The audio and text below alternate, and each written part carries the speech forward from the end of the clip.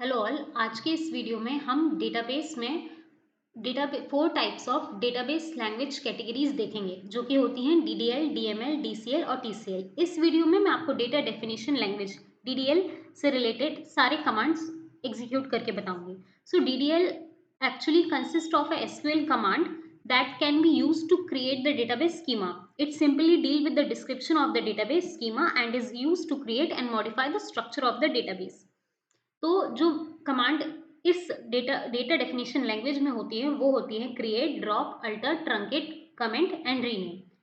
Create में create is use to create the database और the table. तो there are two type of create statement, create database और create table. Create is also use to create index, function, view, store, procedure और trigger. वो हम बाद में देखेंगे। इस वीडियो में मैं सिर्फ आपको क्रिएट टेबल में क्रिएट कमांड में क्रिएट डेटाबेस और क्रिएट टेबल करके बताऊंगी। क्रिएट डेटाबेस का सिंटेक्स ये होता है और क्रिएट टेबल का सिंटेक्स यहाँ पर दिया हुआ है। क्रिएट टेबल, टेबल नेम और हमारे कॉलम नेम के साथ उनके डेटा टाइप और साइज डिफाइन करते हैं।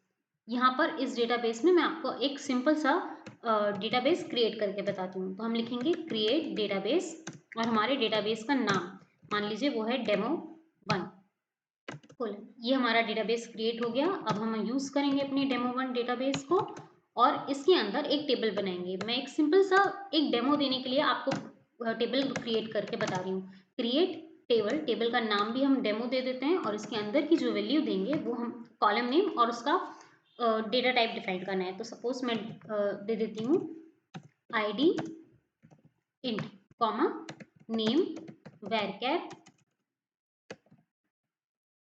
25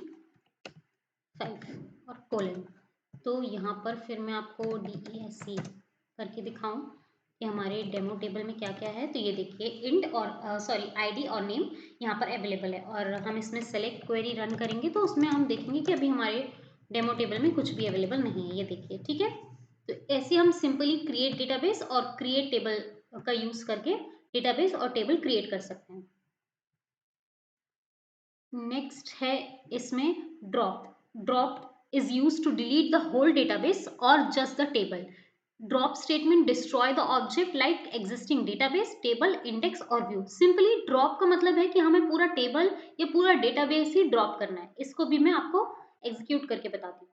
यही जो हमने टेबल और डेटाबेस बनाया है इसको मैं आपको डिलीट ड्रॉप करके बताती हूँ। ड्रॉप टेबल और टेबल का नाम है डेमो।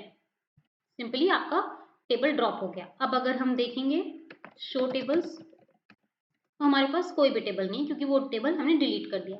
सेम ऐसे ही हम लिखेंगे ड्रॉप डेटाबेस और डेटाबेस का नाम डेमो 1 और ये एग्जीक्यूट हो गया। तो this is the simple use of drop command. Next है truncate. Truncate is use to remove all the record from the table including the space. Truncate table statement is logically equivalent to delete the from the statement without a where clause। Truncate का ये syntax होता है।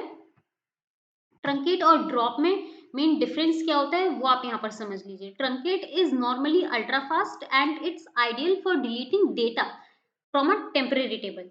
Truncate preserve the structure of the table for future use like drop. मतलब truncate table में हमारा सिर्फ data delete होता है, टेबल का स्ट्रक्चर रहता है। अगर हम इन फ्यूचर उसमें और ऐड करना चाहें तो हम कर सकते हैं, लेकिन ड्रॉप टेबल पूरा टेबल के साथ उसका स्ट्रक्चर ही डिलीट कर देता है। तो ये होता है डिफरेंस ट्रंकेट और ड्रॉप में। Table or database deletion using drop statement cannot be rolled back, so it must be used wisely. Okay, and to delete the whole database, drop database command is used and truncate is used to delete the record.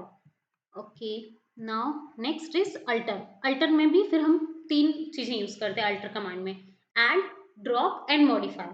तो alter table को मैं आपको use करके दिखाऊं तो मेरे पास एक already database है मेरे पास, सेलेक्ट एस्ट्रिक फ्रॉम एम्प्लॉय। आप मेरे प्रीवियस वीडियोस देखेंगे तो वहां पर मैंने ये डेटाबेस बनाया हुआ है, वो मैंने अपने टेस्ट डेटाबेस में रखा हुआ है। पहले हम यूज टेस्ट लिखेंगे, अब हम ये वाली क्वेरी रन करेंगे। एम्प्लॉय टेबल मेरे पास ऑलरेडी है। अब मैं यहाँ पर आपको अल्टर कमांड रन करके दिखाऊंगी। अल्टर टेबल, टेबल नेम और मुझे क्या करना है, मुझे ऐड करना है। Add column name. I think I am doing some mistake in add. मुझे उसके कॉलम नेम का डेटा टाइप भी देना है। ऐड कॉलम, यहाँ पर मैं दूंगी column name that is email varchar. यहाँ पे हमारा एक और आपका कॉलम ऐड हो गया। इसको मैं आपको रन करके दिखाऊं तो ये देखिए ईमेल एक कॉलम ऐड हो गया अल्टर टेबल से। सेम अल्टर टेबल हम यूज करेंगे ड्रॉप कमांड के लिए। Alter table employ drop column और कॉलम का name that is email. Execute करके देखेंगे ड्रॉप हो गया। सिंपल यूज है अल्टर कमांड का ऐड और ड्रॉप करने के लिए। और कमेंट्स में आपको कमेंट्स हम मेनली यूज करते हैं। Comment is in any programming language comment matter a lot, and in this set we will learn about the writing comments in SQL. Comments can be written in the following three statement: single line, multi line and inline. और comments हम किसी भी एक particular statement को अगर execute नहीं करना चाहते हैं तो उसके आगे हम कमेंट लगा देते हैं। कुछ हम डिस्क्रिप्शन लिखना चाहते हैं तो हम कमेंट्स में लिख सकते हैं। तो सिंगल लाइन और मल्टी लाइन कमेंट्स मैं आपको बताती हूँ।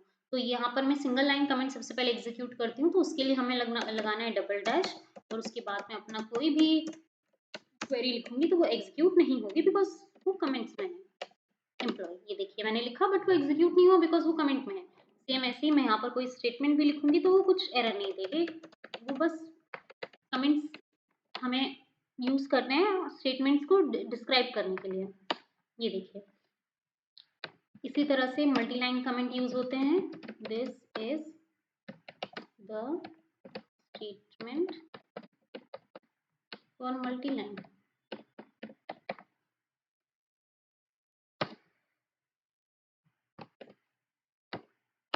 ये देखिए मल्टी लाइन कमेंट ऐसे एग्जीक्यूट होते हैं। तो ये एक सिंपल सा मैंने आपको इन सभी DDL के कमांड्स को रन करके बताया है। और नेक्स्ट वीडियो में मैं आपको DML के बाकी कमांड्स को रन करके दिखाऊंगी। Thank you so much for watching.